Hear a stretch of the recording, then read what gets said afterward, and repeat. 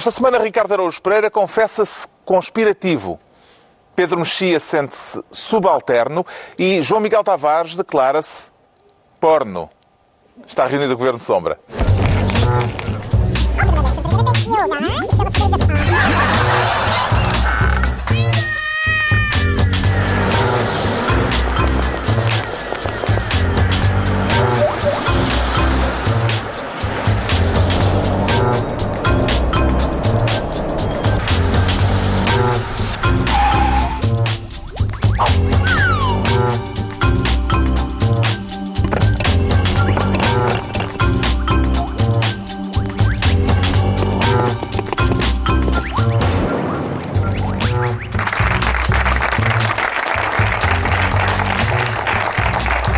Ora viva, sejam bem-vindos no final da última semana de Passos Coelho à frente do PSD e começamos justamente por aqui neste Governo Sombra com o João Miguel Tavares a querer ser Ministro do Congresso, com unidade laranja ou com desentendimentos internos? João Miguel Tavares. Eu acho que voto nos desentendimentos internos, embora... Mas houve um grande momento de unidade com a chegada do vencedor e do derrotado ao Congresso esta noite. Foi um momento muito bonito, aqueles momentos de amizade tão lindos, todos abraçados, Pedro Passos Coelho, Rui Rio e Pedro Santana Lopes, foi muito bonito. Eu admito que durante o Congresso, durante aqueles 2 dias e meio, possa haver algum simulacro de unidade, mas por aquilo que se viu antes do Congresso, eu acho que se vai ver também depois, essa unidade pura e simplesmente não existe. Eu nunca vi um líder levar tanta pancada ainda antes de sequer chegar ao Congresso. E o Rui Rio começou a levar muita pancada. Houve a carta do Miguel Pinto Luz, que vai falar no Congresso e que vai falar lá no vamos Congresso, ver o que é que ele vai dizer, não é? Ele diz, mas o processo da gestão da liderança parlamentar também não foi brilhante. Carlos Abreu Amorim saiu também batendo com a porta com todo o estrondo e antes do Congresso também teve algumas declarações bastante desagradáveis e, portanto, eu não estou com grande expectativa. Não vaticina unidade? Não vaticino, não. Não só não vaticino unidade e também tendo a não vaticinar grande futuro para Rui Rio, tendo em conta aquilo que eu ouvi no Congresso. Já vamos falar do discurso de Rui Rio, mas o facto de Rio ter convidado Santana Lopes para encabeçar a lista do Conselho Nacional não lhe parece ser um sinal no sentido da unidade? Sim, mas também é fácil convidar Pedro Santana Lopes, não é? Eu acho que Pedro Santana Lopes transformou numa espécie de mascote do PSD. Fica bem. Ele verteu uma lágrima, pareceu. Sim, ainda por cima ele já está a aproximar-se. Santana Lopes, ou melhor, de Rui Rio. Sim, ele estava com os olhos todos marejados. Ele está a aproximar-se de uma certa idade em que já se comove muito. Atenção, não é uma crítica. Não é uma crítica. Eu próprio me comovo, já me começo a comover. Eu acho que à medida que nós ficamos mais velhos, também se passa contigo, Ricardo. Não. Estou a apreciar o teu esforço para te livrares de acusações estás a dizer, de insensibilidade? Não sou nada insensível. Não está a funcionar. Não penses que o João Miguel senta aquela canção do Vitorino. Calma, não quero ofender porque eu também choro. Não, eu antes só chorava nos filmes. E agora não, às vezes já choro na vida real. É horrível. E acho que à medida... Já não são só pessoas a fingir que te comovem, às vezes pessoas a sério. Não, sim, pessoas a sério que comovem, portanto eu compreendo Pedro Santana Lopes. Mas ele está, ou seja, ele já está naquela idade em que tem um longuíssimo percurso no PSD, vai a todas as batalhas, perde-as todas, mas é uma pessoa simpática e, portanto, eu acho que ele fica bem... calhar, a perder dá um capital de simpatia apreciável. A partir de certo momento... Ele já o tem. É melhor do que... Sim, melhor do que ganhar. Porque ganhando, se calhar, o capital de simpatia ele hoje em dia fica bem em qualquer estante de laranja.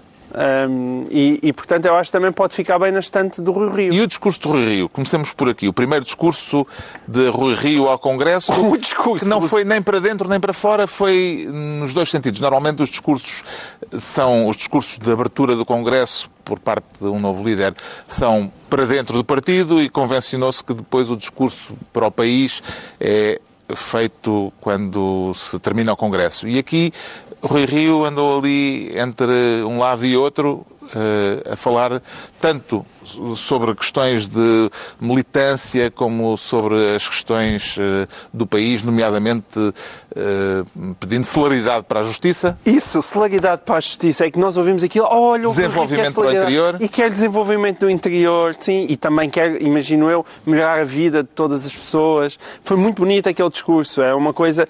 É o exemplo perfeito, é muito engraçado, porque o Rui Rio, primeira coisa, não se percebe, o Rui Rio teve desaparecido, na verdade, desde que ganhou até aparecer aqui no Congresso, teve para um mês, eu pensei... Teve a pensar nesse discurso. Criar momentum, não é? Teve a pensar o discurso, não é? Mas quer dizer, se ele teve aquele tempo todo a pensar para produzir aquilo que nós ouvimos no primeiro dia do Congresso, é uma tristeza muito, muito grande. E depois tem imensa graça dele, quer dizer, nós podemos, com muito esforço, encontrar algumas novidades no discurso dele. Talvez a maior seja a de dizer claramente que Bloco Central Exatamente. não. É essa tentativa de clarificação, a dizer que Bloco Central não, e, portanto, há esse esforço. Mas qual é que é o problema? O problema é que não pode ter havido mais discurso de Bloco Central do que aquele que o Rui Rio fez. Se nós tirávamos Rui Rio e punhamos António Costa a dizer aquelas mesmas palavras e passava sem nenhuma espécie de problema. Nenhuma espécie de problema. António Costa poderia dizer tudo aquilo que hoje em dia o Rui Rio disse, tirando as partes da geringonça e substituindo PSD para PS. De resto, é igual. Tudo o que o Rui Rio quer para o país é o que António Costa quer para o país e também é o que a Miss Portugal quer para o país. Coincidem todos. Agora, é isso a alternativa política? É isso? É essa a diferença? Onde é que está a diferença que o Rui Rio vai fazer durante 1 ano e meio? É que nós temos que fazer as contas. As eleições legislativas são em outubro de 2019. Mas falta 1 ano e meio. Antes de se referir às eleições legislativas daqui a 1 ano e meio, Rui Rio vincou muito a necessidade do partido se preparar para as autárquicas de 2021. Exatamente, que ia começar a preparar as autárquicas de 2021. Como quem diz, as legislativas a gente não as ganha de qualquer forma. Portanto, vamos nos esforçar para ganhar as autárquicas de 2021. Viu diferenças Agora, eu não acho discurso... que ele chegue lá. Atenção. O Rui Rio corre sérios riscos de ter um mandato curtíssimo. Até porque este tipo de discurso, mais uma vez, não faz qualquer espécie de diferença. Ele tinha que aparecer com alguma ideia minimamente disruptiva, que as pessoas ficassem surpreendidas e dissessem: olha, realmente está bem visto. O António Costa não diz isto. Eu não vi Pedro nada. Mexia, viu alguma coisa no discurso de Rui Rio que clarifica e diferencia o discurso dele do discurso e da prática do governo de António Costa? Não é o facto de não diferenciar António Costa, é que não diferencia de ninguém. Aquilo é uma espécie de exercício de completa esta frase. O que é que se deve fazer ao interior? É desenvolver. E a justiça, celeridade e os recursos serem otimizados. E o que é que exige os novos problemas? Novas soluções. Foi tudo assim desde o princípio. A única vez que ele disse uma coisa fora disto, e que houve algumas pessoas aparentemente que gostaram, e eu achei tenebroso, foi a história da suposta liberdade a que ele se refere a certa altura, que é a suposta liberdade, é quase sempre o facto dos jornais e da imprensa em geral dizer coisas, publicar coisas que às vezes é desagradável, que às vezes é até discutível ou censurável, mas claro Presumo que ele estava a referir-se, ou pelo menos pareceu que se referia ao segredo de justiça e... Sim. As questões à volta da justiça. Sim, mas o problema do segredo de justiça tem que ser resolvido do lado da justiça e não do lado da imprensa. A imprensa faz o que tem que fazer, que é tem informações e publica. Eu posso achar mal, mas é normal que o faça. A justiça é que tem a obrigação de se portar bem. Mas há 2 ou 3 coisas muito inquietantes ali. Para mim, uma das mais inquietantes foi tudo o que se passou à volta do novo líder parlamentar. Portanto, quando sabemos, será Fernando Negrão, visto Fernando Negrão a debater com António Costa. Tendo em conta os nomes que foram aparecendo ao longo da semana, certo. Meu Deus. Mas estás a ver Fernando Negrão a debater com António Costa? Mas eu acho normal acho normal, na maneira como os partidos funcionam, que o anterior líder parlamentar fosse afastado, se decidisse afastar, etc. Mas só acho normal na maneira como os partidos funcionam, porque não é normal. Não é normal. Um líder parlamentar representa a sua bancada parlamentar. É um deputado que foi eleito pelo povo. O PSD deu um espetáculo triste nas últimas semanas, em que vários deputados disseram o seguinte, explicitamente, aliás, várias pessoas referiram a isso, o Rui Tavares escreve no Público um texto em que também fala nisso, que é, vários deputados disseram assim, sobre esta matéria ainda não sei qual é a minha opinião, porque ainda não falei com o líder. Então, mas os deputados, os representantes da nação, que foram eleitos com um programa eleitoral, que têm supostamente ideias sobre o mundo, opiniões sobre as questões políticas relevantes, só têm uma opinião depois de falar com o chefe. E provavelmente mudam de opinião se o chefe tiver uma opinião diferente. Portanto, a total submissão da bancada parlamentar do PSD, ou a quase total, porque vamos ver como é que vão ser as eleições, à nova liderança, é um péssimo exemplo da vitalidade do partido. Se fosse conselheiro de Rui Rio, o que é que lhe sugeria como primeira medida a tomar enquanto líder do PSD, Ricardo Araújo Pereira? Estás a dar ideias a Rui Rio.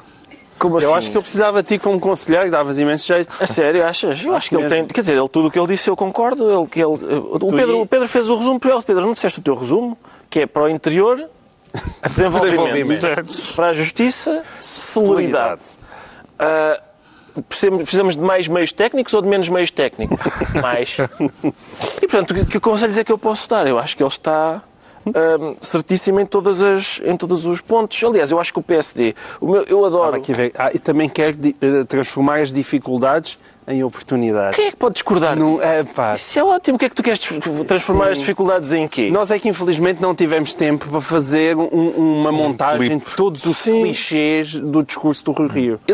Eu adoro, devo confessar que adoro congressos do PSD. Vejo sempre.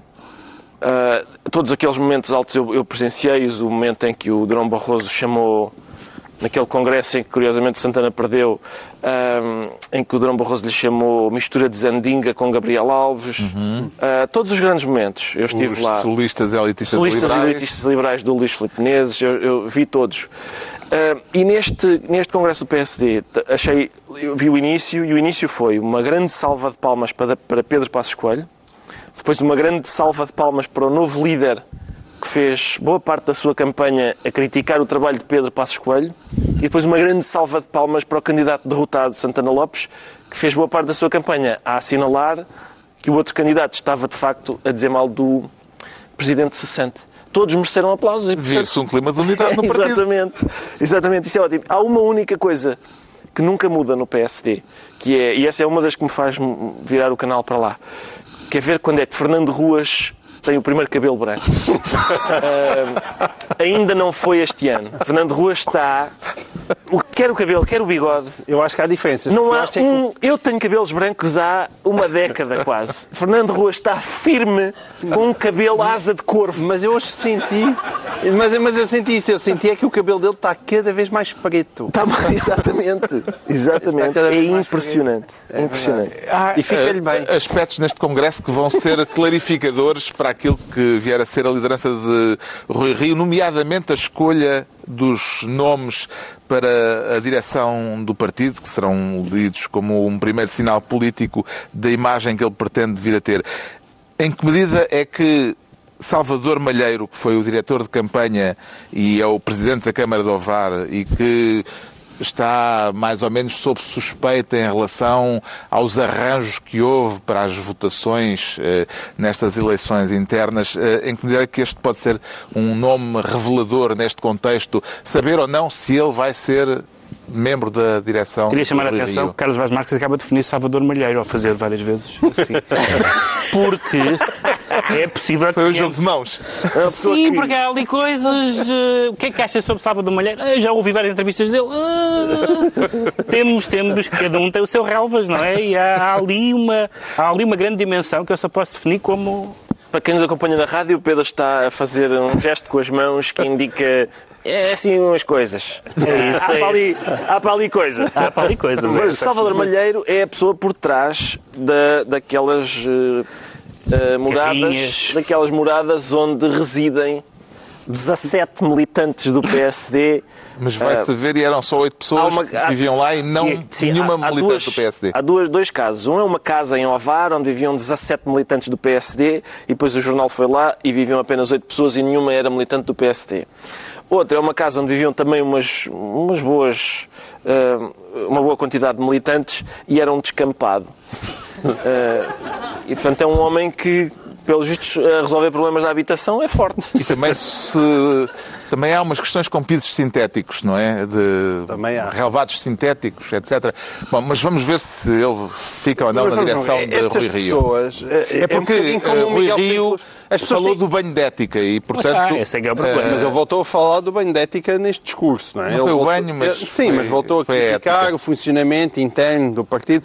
Essa é a parte positiva. Vamos ver o que é que ele consegue fazer nesse campo. Mas se calhar pode ser um banho de ética em geral, mas se calhar um banho checo só para o Salvador Malheiro, chamado chap-chapzinho. Bom, entregamos ao João Miguel Tavares a pasta de Ministro do Congresso. Enquanto o Pedro Mexia, vamos continuar mais ou menos na mesma temática, o Pedro Mexia quer ser Ministro da Despedida. Com alívio ou com saudade, Pedro Mexia?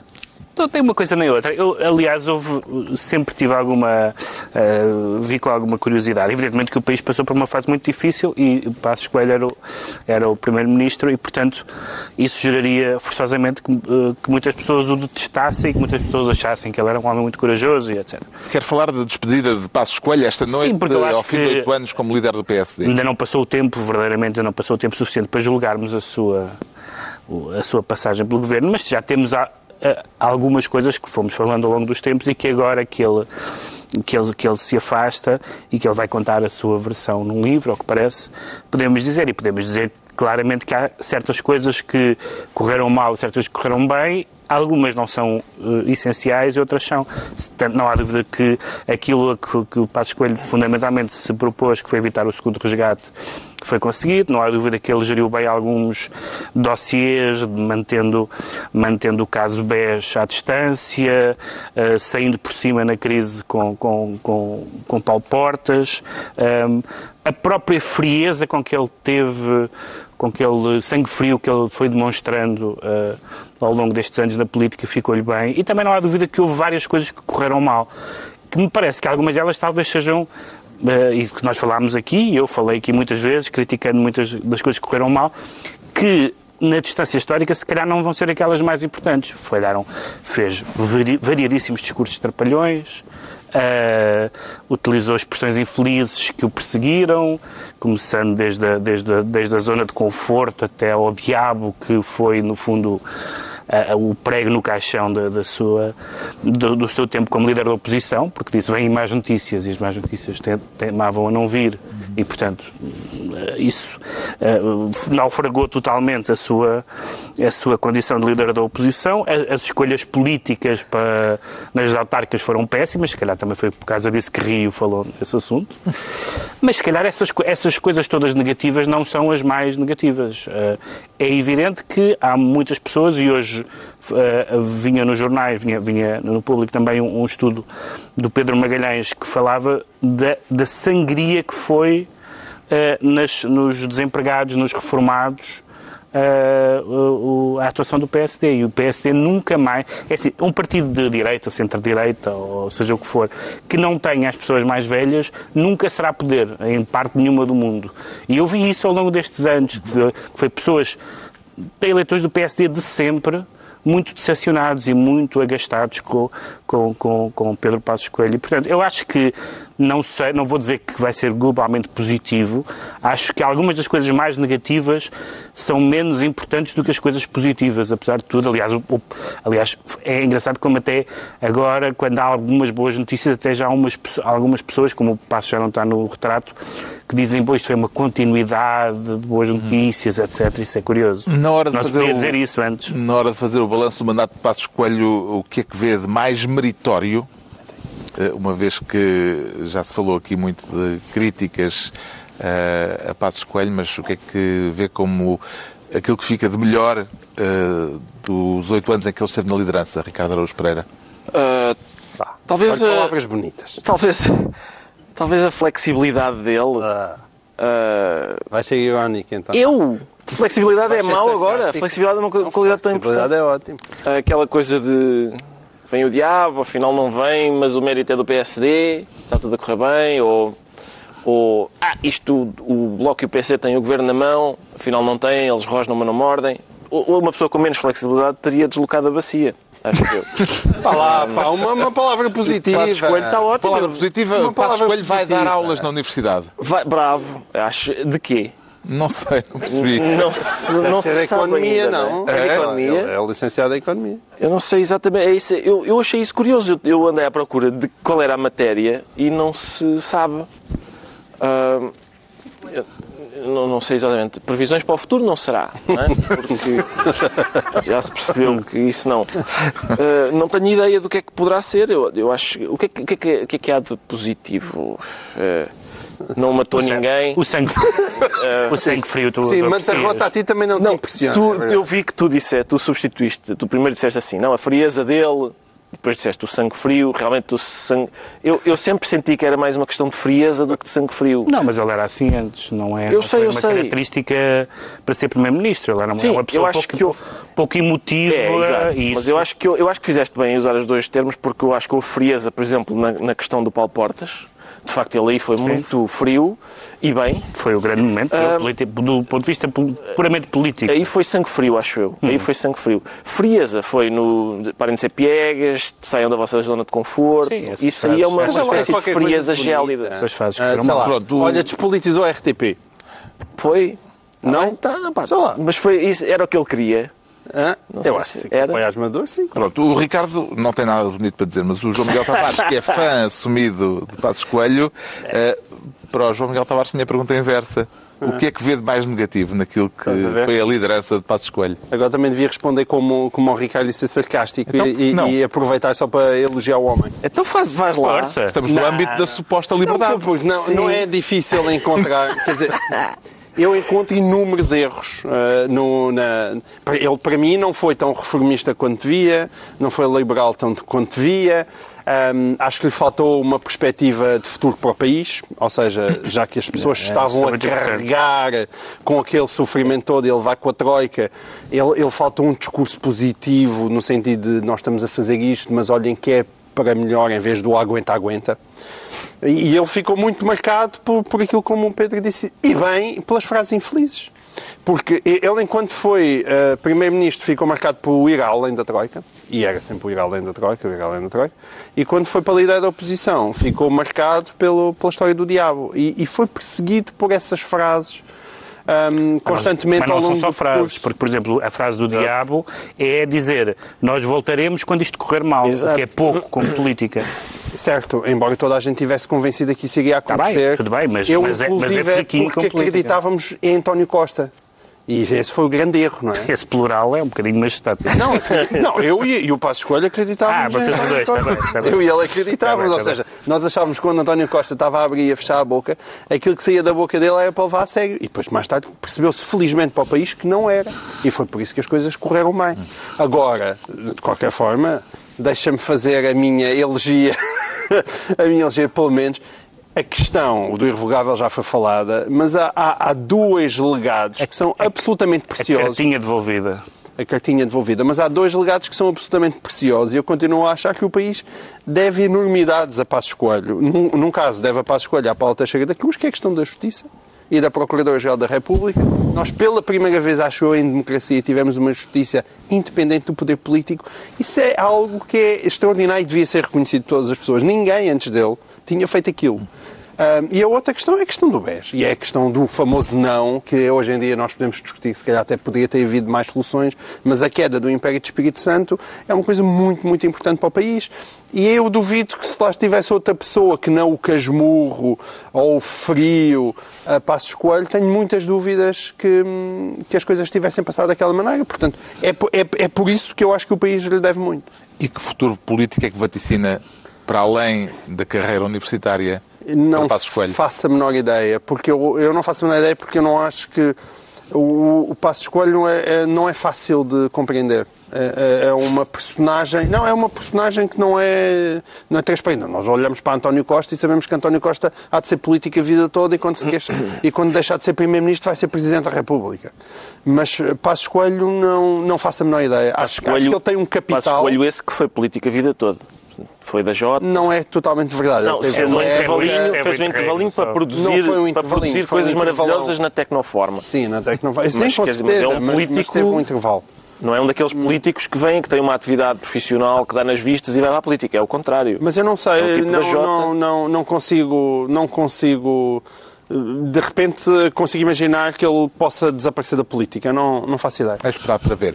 O Pedro Mexia fica então ministro da despedida e à altura de o Ricardo Araújo Pereira, e agora sim vamos virar a página, o Ricardo Araújo Pereira quer tornar-se ministro do armário, dentro ou fora dele? Ricardo Araújo Pereira. Tanto me faz, Carlos, tanto me faz. Não é o tipo de... Há uma frase aqui, aquilo de que vamos falar é de uma entrevista... Falar da entrevista de Adolfo Mesquita Nunes, sim, vice-presidente do CDS. Exatamente. Na última edição do Expresso. Exato. Assumindo, ou não sei se calhar a expressão até nem assumindo. Relatando, dizendo, afirmando, dando conhecimento de que comunicando que é homossexual. Sim, exatamente. É uma daquelas... Eu queria começar por dizer que, para já que tenho simpatia por Adolfo Mesquita Nunes, que eu nunca vi na vida, nunca conheci. Mas tenho simpatia pelo homem. Agora, isto que ele fez, que eu acho ótimo que seja feito, e acho que anseio pela altura em que deixe de ser preciso, que deixe de ser notável, não é? Deixe de ser notável uma pessoa fazer isso. Acho que ele tem todo o direito em fazê-lo e também teria todo o direito de não o fazer. Isso é uma parte importante. Há pessoas, e ainda por cima, e há outra coisa, que há pessoas que acham que têm o direito de o fazer por ele e não têm. Há algumas pessoas até... há gente na comunidade homossexual, não muita, mas há alguns radicais assim, que acham que têm o direito de apontar as pessoas e... O chamado outing. O chamado outing. Não tem acontecido em Portugal. Não tem acontecido em Portugal, não estou a dizer isso, mas há... Não tem acontecido, mas há pessoas que acham que têm esse direito e não têm. Há alguma diferença? Atenção, a Mesquita Nunes queixava-se quase de uma espécie de inning que existe em Portugal. Ele disse que deu as pistas todas e ninguém Eu falei nisto num comício, os jornalistas estavam lá e ninguém percebeu, ninguém reparou. Eu acho que isso é há um lado de inning, de não querer revelar, o que é bom. Não, mas bem, há um lado da imprensa que é, ninguém tem nada a ver com isto. Exato. E, portanto, a não ser que ele diga claramente, a imprensa, em princípio, não diz nada e bem. Esse impulso foi bom, aliás. Vê alguma diferença nesta saída do armário por comparação com a da Secretária de Estado Graça Fonseca há uns meses? Não, eu não vejo grande diferença, mas foi divertido assistir ao costumeiro Benfica Sporting, a um sectarismo que é realmente sempre muito engraçado, em que as pessoas que disseram sobre Graça Fonseca, porque temos alguma coisa a ver com a sua vida, minha senhora, pelo amor de Deus, pá, bem Adolfo, muito bom, e o contrário, sim, boa Graça, assim é que é, bravo, precisávamos de mais, que é outro, mas de direita, então vai para casa, como se houvesse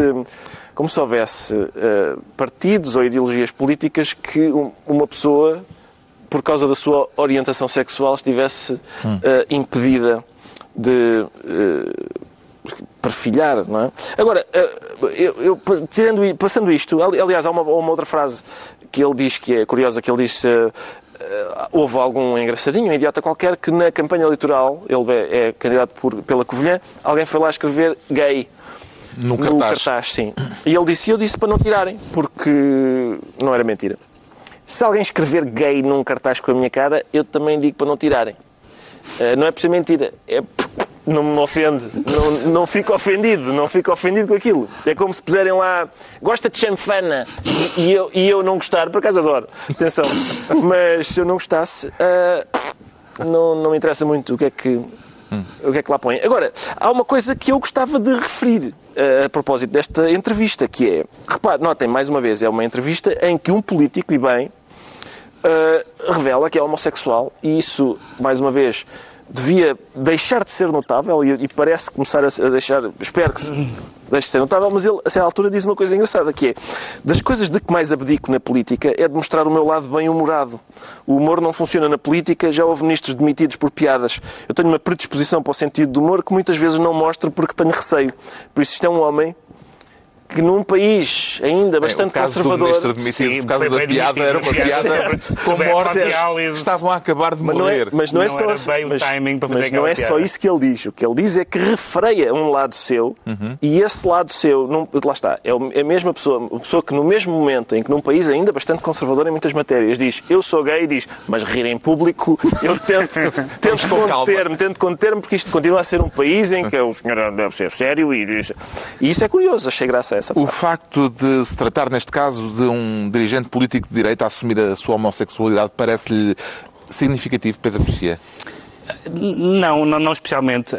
Por uma coisa, mas deixa-me só dizer, tu hoje estou muito atento à tua linguagem corporal, e não só corporal, tu disseste, tu disseste assumir, não tem a ver com o tema, disseste, não sei bem se ele assumiu, eu acho que o que ele disse foi uma coisa muito diferente e muito mais, num certo sentido, natural, ele falou disso. Sim. Não foi... Por isso é que eu fiz uma pausa. Mas eu acho que é exatamente... Porque assumir tem uma carga semântica de mas não qualquer coisa... Ele assumiu. Claro. Como é um tipo inteligente, assume de uma forma habilidosa. Não. Então assume sem parecer que está a assumir. Não é isso. Não fica dúvidas nenhuma. A questão é que não se pode dizer assumir porque ele não chega e diz queria comunicar-lhe o seguinte. O tom foi um tom bastante, acho eu. Porque ele é esperto. Foi um tom bastante inteligente. Aliás, toda a entrevista é bastante inteligente e ele faz duas coisas que eu gostei muito nessa entrevista.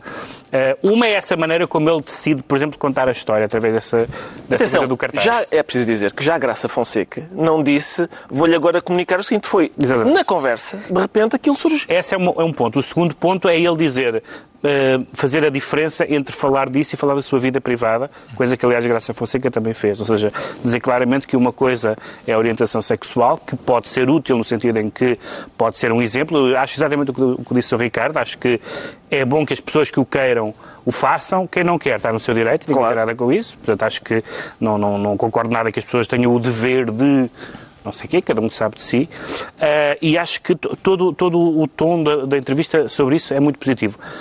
Sobre o facto de ele ser de direita, na verdade, o que nós podemos pensar ao fim de 40 anos é que todas as tentativas, quer à esquerda, quer à direita, de usar a vida privada das pessoas para ter resultados políticos não funcionou.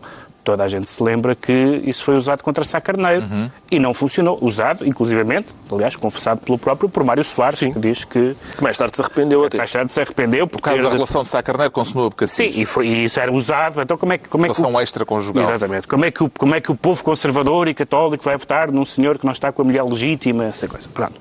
Depois foi usado contra Sócrates. Também não pegou os colos, o prefere outros colos, etc. Depois foi usado, não sei se é depois, não, esta até foi antes, lembra-se aquela coisa aquele manifesto do Carlos Candal contra o Porta. Sim. Não pega. Em Portugal as pessoas não são sensíveis a esse tema. E depois passou muito tempo. E depois... As pessoas levam a mal é que alguém ria. Depois passou muito tempo, depois o casamento gay está na lei e, portanto, num certo sentido, houve uma certa naturalização de tudo isso. É uma questão em que já há uma fratura geracional muito grande. Aliás, outro dia li uma... A fratura geracional existe, mas estás a ser muito otimista. Outro dia li uma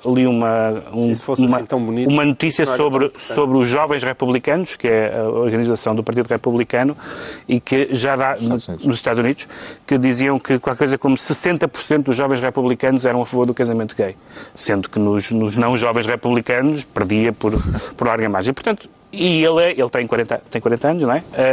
Eu acho que são coisas que vão acontecer naturalmente e aconteceu absolutamente no tom certo, tanto no caso de Graça Fonseca como de Adolfo Mesquita Nunes. E, portanto, foi uma boa notícia do ponto de vista de vivemos numa sociedade civilizada, digamos assim. Depois de Graça Fonseca e de Adolfo Mesquita Nunes, poderá tornar-se mais fácil agora um dirigente político português assumir que é homossexual? João Miguel Tavares? Eu espero que sim. Eu espero que seja mais fácil, porque eu francamente acho que ainda não é suficiente. Eu espero que um dia deixe de ser sequer importante. Mas quer dizer, se agora houver 3 ou 4 casos, deixa de ser notícia, não? Mas ainda precisam de ser mais. Lá está. Eu concordo com o Pedro Mexia quando diz que existe uma espécie de fratura geracional na maneira como se encara a homossexualidade, não há dúvida. Aliás, essa fratura geracional, se queres que eu te diga, ela contamina-se. Estou convencido que mesmo hoje em dia uma pessoa que tenha 60 ou 70 anos não encara a homossexualidade da mesma forma como encarava há 40 anos quando era mais nova. Lembras-te daquele episódio que o Obama contou, que quando foi a questão do casamento gay nos Estados Unidos, as filhas do Obama, ou uma das filhas, lhe perguntou, mas pai, qual é o problema? O que é que estão a discutir?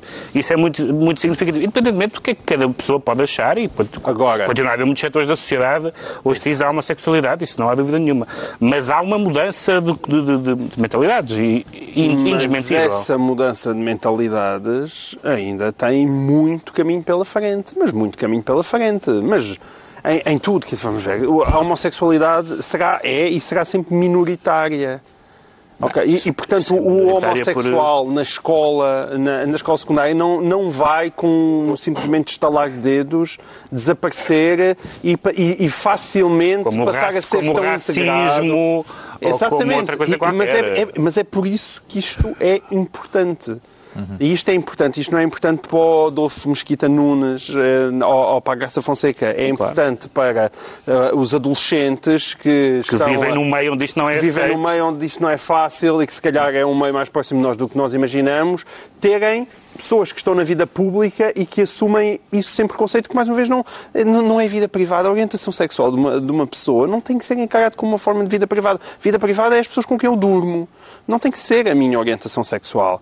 E, portanto, eu celebro efusivamente este tipo, porque acho que nós vivemos num país com uma divergência enorme entre aquilo que são as nossas políticas progressistas, em que os homossexuais podem casar, em que os casais gay podem adotar, e depois, quando é no espaço público, todos nós, jornalistas, pessoas que se movem neste meio, conhecem imensas pessoas que são homossexuais e que não se assumem. E eu acho que isso levanta uma questão.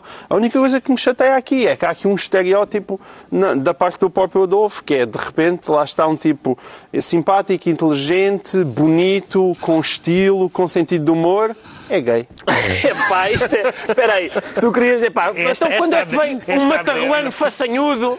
Quando? Quando, meu Deus? É só isso que me chateia. Quanto tempo mais temos que venha um estúpido? O Adolfo Mesquita Nunes é daqueles, pronto, que a minha avó, ai, que belo rapaz, e pronto, é gay. Estamos a precisar de um... Esta adenda foi tão desnecessária. Tão desnecessária. Estamos a precisar de um estúpido, um verdadeiro estúpido, não é? Sim, pá, um tipo não seja... Com mau aspecto e tal, que venho a dizer. Os tipos com mau aspecto, agora estão todos pintarolas. Eu acho que é o próximo passo. É uma excelente objeção, João Miguel. Um tipo com mau aspecto que seja gay. Tipo cantoneiro ou coisa assim do género, uma coisa... O Ricardo Araújo Pereira fica assim ministro do armário e estão entregues as pastas ministeriais por esta semana. Recordo que quem quiser juntar-se a nós numa das próximas emissões do Governo Sombra pode inscrever-se no site da TVI e vir assistir a um dos próximos programas. Agora, o Ricardo Araújo Pereira, ainda ele, sente-se conspirativo. E de que modo é que essa conspiração se manifesta, Ricardo Araújo Pereira? Manifesta-se de todas as maneiras.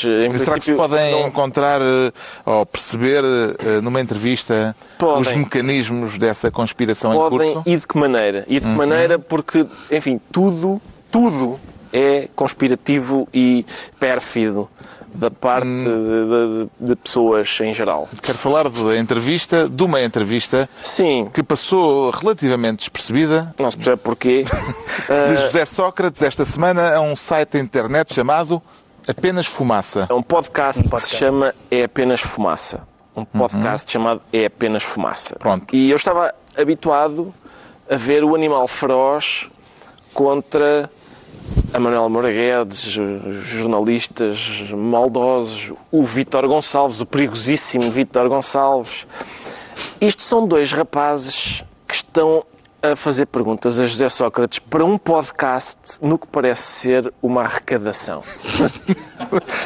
Também eles estão perfidamente a conspirar contra o grande estadista. A avaliar pelas reações de Sócrates, os entrevistadores foram parte dessa conspiração. Sim. E foram bastante malévolos para o protagonista da Operação Marquês. No fundo, o que você está a sugerir com as suas perguntas e com o Geoter, talvez fosse melhor não ter feito nenhuma barragem. Não. Olha, talvez fosse melhor não ter feito o Alqueva. Talvez fosse melhor não ter feito nenhum parque eólico. Sabe, as suas perguntas e a descrição que faz disso denotam que a ideia que tem é a ideia que talvez fosse melhor não fazer nada. Deixar tudo como estava. Isto entrega aos sindicatos. Isto entrega às corporações. Porquê é que não referiram isso a propósito com essa arqueologia toda que vocês... E vamos falar sobre isso também. Mas desculpe, mas quando vocês ouvem isto, não percebem que é isto que eu estou a querer dizer? E é exatamente por isso que estamos a deixá-lo explicar. Mas é isso que... Alguém pode pensar de outra forma. Desculpe, portanto, não me coloque na posição... Os números são do governo. Os números são do governo. Os números são... Epá, desculpem, mas eu gostaria que aceitassem, por igualdade de armas, que não estou em condições de dizer se são, se não são. Mas, se bem percebo, a sua pergunta diz assim... Você gastou demais nas escolas. Não, desculpa, é o que está implícito na sua pergunta. O que está implícito na sua pergunta é o seguinte. É a mesma pergunta da direita. Isso foi um desperdício. Por trás dessa pergunta está a ideia... Não. Por trás dessa pergunta está a ideia do desperdício. Por trás dessa pergunta, o que você quer perguntar, desculpe, você gastou demais nesta modernização porque pôs materiais muito excessivamente caros. Não. Bom, eu acho você perguntar isso dessa forma é colocar-se na posição daquele que tem alguma coisa a dizer contra a pessoa. A resposta que tenho para lhe dar é esta. Tem alguma coisa a apontar-me? Vamos lá, então, ao que tem a apontar. Toma. Sócrates zangado com os entrevistadores do site Apenas Fumaça. Com razão, Ricardo Araújo Pereira? Com toda a razão, Carlos, porque eles estavam, de facto, a fazer-lhe perguntas.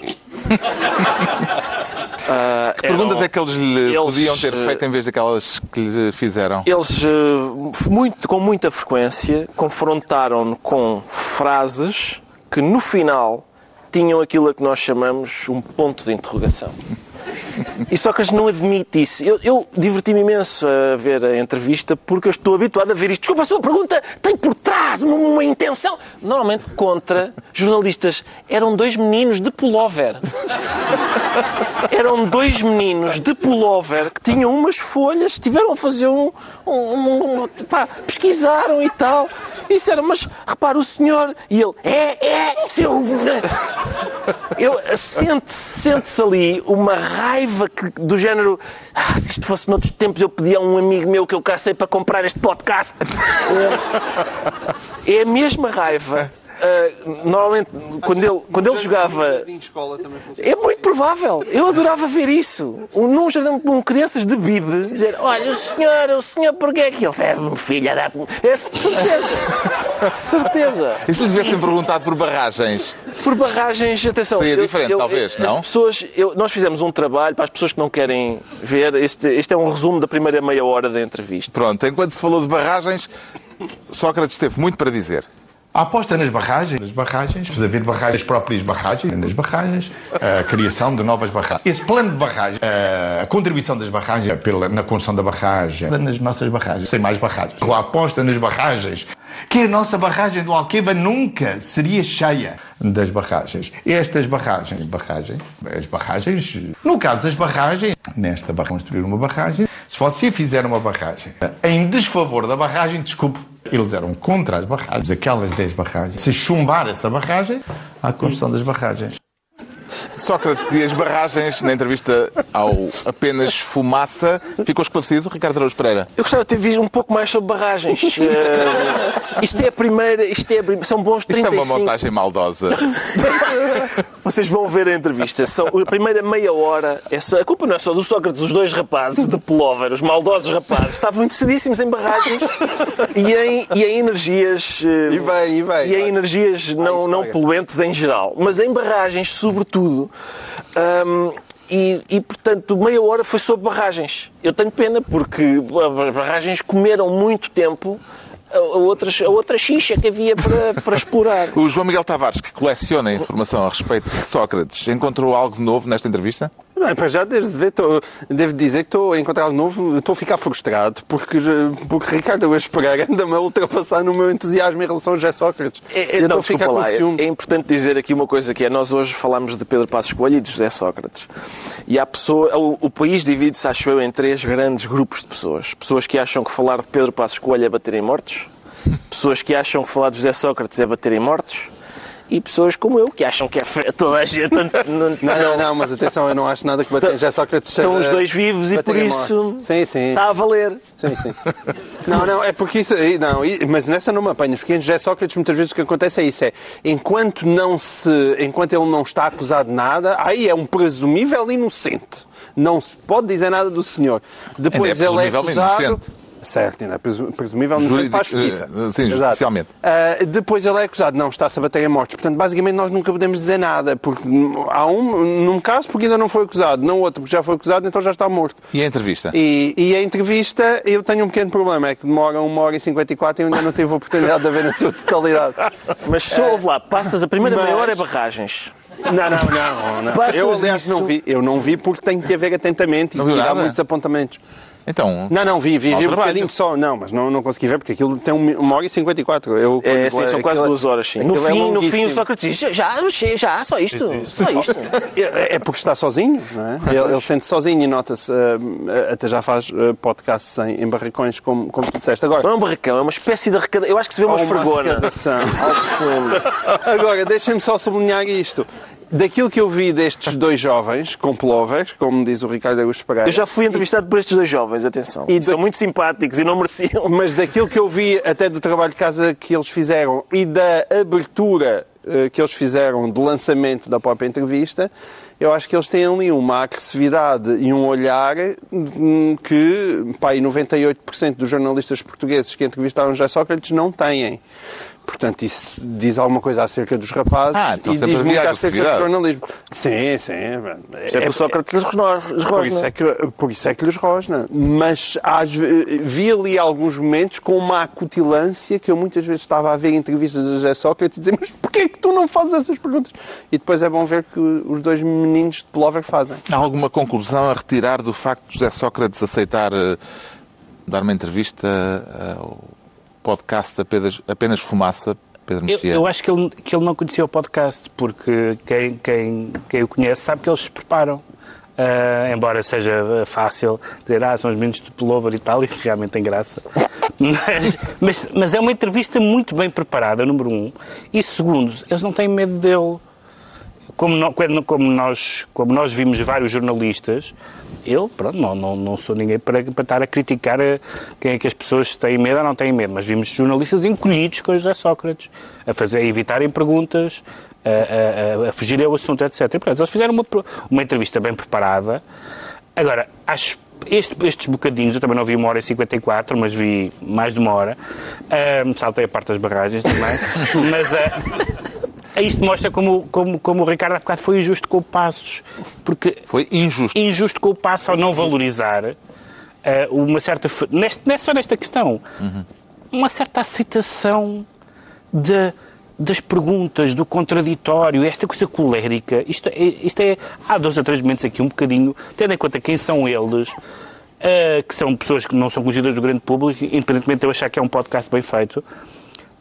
Não há justificação para aquele tipo de cólera e, portanto, de facto, ainda bem que nos livrámos desse tipo de... Eu sempre fui, independentemente das questões judiciais todas, eu sempre fui ferozmente adversário do animal feroz. Mas em que medida é que eu fui injusto? Eu disse alguma vez que não, porque disseste que a frieza no espaço público não é uma vantagem. Não, está bem. Devia ser uma exigência. Não, eu disse o sangue frio é uma vantagem. Sim, a frieza. Está bem.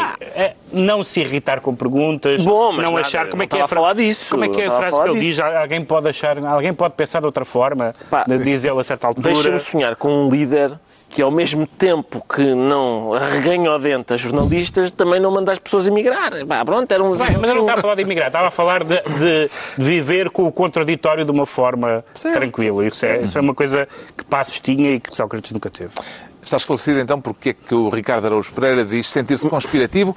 Quanto ao João Miguel Tavares, declara-se porno. Será caso para pedirmos à Regi que ponha bolinha vermelha no canto superior direito do ecrã? É fazer um programa com uma bolinha vermelha no canto. As bolinhas vermelhas fizeram tanta alegria minha na adolescência. Se houver lá uma bolinha na Regi, é a altura de... Não sei para onde é que isso vem. Nem eu, mas eu quero sair. Já te um bocadinho a bocado, por isso não... Quero. Pronto, mas não é para falar de si. Desculpa. Não é para falar do nosso tema favorito, poucas que tem vergonhas, andado não? tristemente abandonado. Eu acho que ele próprio já deve estar a sofrer com isso, que é Donald Trump. Sim, quero falar das revelações desta semana sobre o pagamento a uma prostituta. Quer dizer, houve uma primeira história e agora, entretanto, surgiu uma nova história da New Yorker esta sexta-feira em que já não é uma, são várias. Não há aqui prostitutas. Não, a senhora era. Ela ficou até ofendida quando ela lhe Não pagou. confundas o exercício da profissão. É uma atriz porno e uma coelhinha da Playboy. Sim. Nenhuma delas supostamente se dedica à arte da prostituição. Pronto.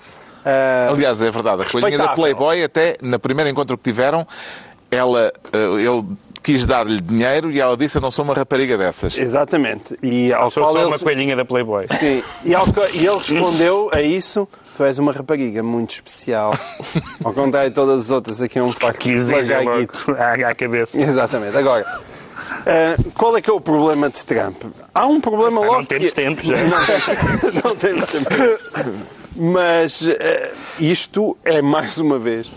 de facto, são tantos Isto é casos, coisa para minar os índices de popularidade de Donald Trump? Eu não acho que isto seja uma coisa para minar os índices de popularidade, até porque... Para minar no sentido de pode ter esse efeito ou não? Eu acho que já nada tem esse efeito e até o bom desempenho da economia americana faz com que a sua popularidade, supostamente, até já esteja a aumentar em alguns índices. Aliás, foi o próprio Donald Trump que disse, ainda no tempo da campanha eleitoral, que podia sair à Quinta Avenida em Nova Iorque, dar um tiro em alguém que não caía nas sondagens. Portanto, imaginem o que é sair à Quinta Avenida, andar a saltar para cima de 3 ou 4 miúdas, portanto, ainda menos lhe acontece. Agora, a quantidade é que pode ser preocupante.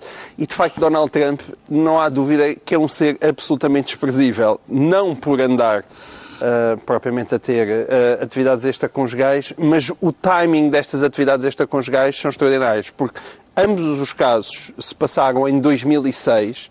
Tinha não só ele casado com a sua esposa há menos de um ano, como tinha acabado, estava com um filho de meses. Portanto, a Melania estava entretida com um bebê recém-nascido, ele andava entretido com atrizes porno. Não é? E ele andava entretido com atrizes porno e coelhinhas da Playboy, o que diz muito. O que é mais extraordinário nesta história, pelo menos naquela que entretanto a Playboy, a New Yorker divulgou, é que ele tem um esquema montado para que as histórias sejam compradas como se fossem divulgadas, que viessem a ser divulgadas, e depois não saem. Exatamente. E as senhoras não podem, assinam um contrato em que não podem falar mais do assunto. Então os dois casos são extraordinários, porque os dois casos aconteceram em 2006 e os dois casos foram abafados em 2016. Qual a melhor maneira de ser abafado? As duas são fantásticas. Uma é como tu disseste, que é o caso da coelhinha da Playboy, em que há um presidente de um império de mídia que comprou a história à senhora. Supostamente para publicar. Mas e depois não vale a pena, fica com ela. Portanto, pagou $150 mil, não é propriamente. Sendo que é uma prática que eles usam às vezes para chantagear estrelas e tal. Ter histórias, guardar histórias e não as publicar e as pessoas saberem que eles têm as histórias. Não é um caso inédito.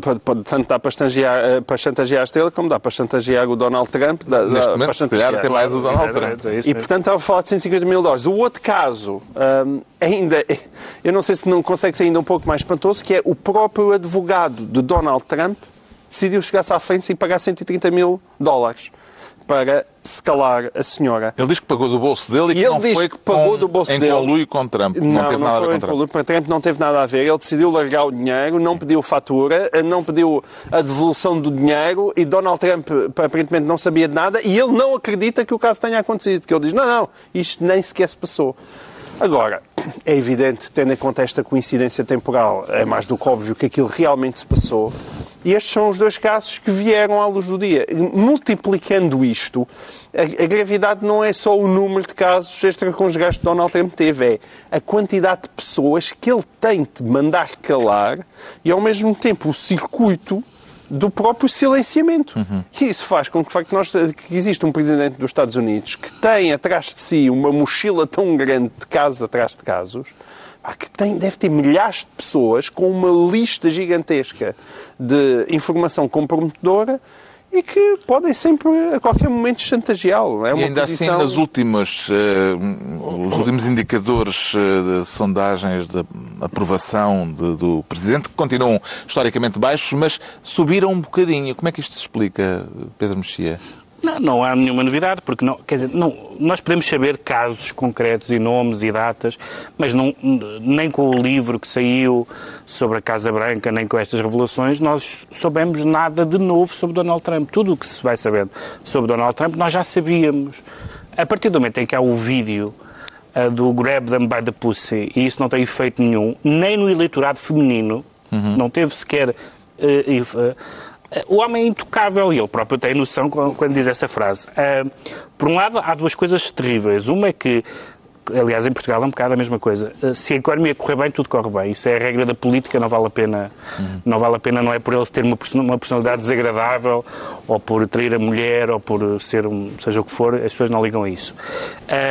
E, no certo sentido, há um lado em que ainda bem, no sentido em que seja uma coisa da vida privada, como aconteceu com o Clinton, mas aqui estamos com um caso um bocadinho mais escandaloso.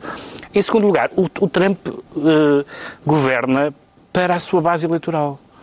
E desde que ele vá tendo na sua secretária sondagens como as que lhe continuam a chegar, segundo diz a imprensa, que dizem que em todos os estados republicanos ele ganha de novo. Em todos os swing states, ou seja, os estados que fazem virar as sondagens, ele continua à frente nas sondagens.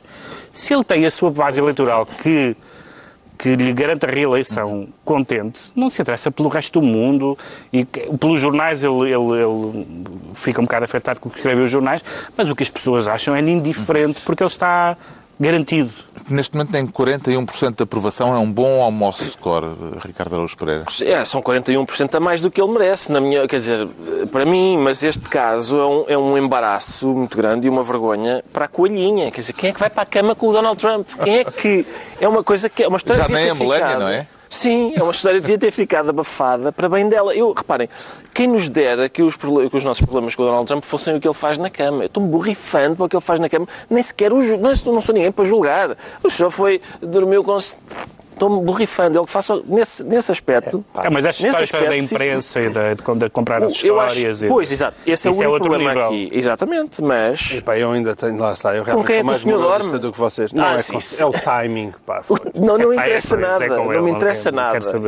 Não. Nada. Diz muito o caráter de uma pessoa. Só, pá, por amor de Deus. O caráter privado, assim. Exatamente. Para o Kennedy... Exato. Não, tem a ver com os timings. Eu entendo... Mesmo o Martin Luther King não cai no teu goto, pois não? Eu compreendo... Exato, mesmo o Martin Luther King não era propriamente fiel à mulher, por isso... Sim, mas não tem a ver com infidelidades, tem a ver com o tipo de infidelidades. Tu acabaste de ter... Nem é o casado, é... as picuinhas das infidelidades. Agora temos os canção da infidelidade. Acabaste de ter um filho 2 ou 3 meses e andas a ter casos atrás de casos com atrizes porno e coelhinhas da Playboy. Isso é com ele, isso é... Pronto, saltamos já para os decretos, não temos tempo para mais. E o Pedro Mexia decreta, não tem nada a ver com isto. Patologias. Patologia, porque a gente está lembrada que o ex-ministro da Educação, antes de ser ministro da Educação, Nuno Crato, dizia que era preciso implodir o Ministério da Educação. O edifício da 5 de outubro. E esta semana foi anunciado que o Ministério da Educação vai sair do edifício da 5 de outubro, utilizando uma linguagem que parece a dos críticos do Ministério da Educação. Dizem que o Ministério da Educação, isto é, o edifício da 5 de outubro, apresenta diversas patologias infraestruturais que colocam em risco a segurança das pessoas. Acho que Nuno Crato já escreveu sobre isto e Guilherme Valente já escreveu sobre isto, mas não estava a falar do edifício. O Ministério vai-se mudar para Santos, vai ser mais difícil para os sindicatos dos professores fazerem manifestações naquela via rápida. O João Miguel Tavares decreta irracionalidade. É irracionalidade. Tivemos mais uma coleção destas tragédias nos Estados Unidos. Agora morreram mais de 17 pessoas numa escola e de facto isto visto da Europa é especialmente incompreensível. E há americanos que se interrogam porque é que isto acontece. Porque a razão que acontece é óbvia, que é aquela proliferação de armas vai fazer com que isto aconteça, e as estatísticas nos Estados Unidos são inacreditáveis. Estamos a falar de morrer 50 vezes mais jovens do que com vítimas de armas de fogo do que em qualquer país civilizado do Ocidente. E é impressionante como é que os americanos não conseguem realmente enfrentar o problema.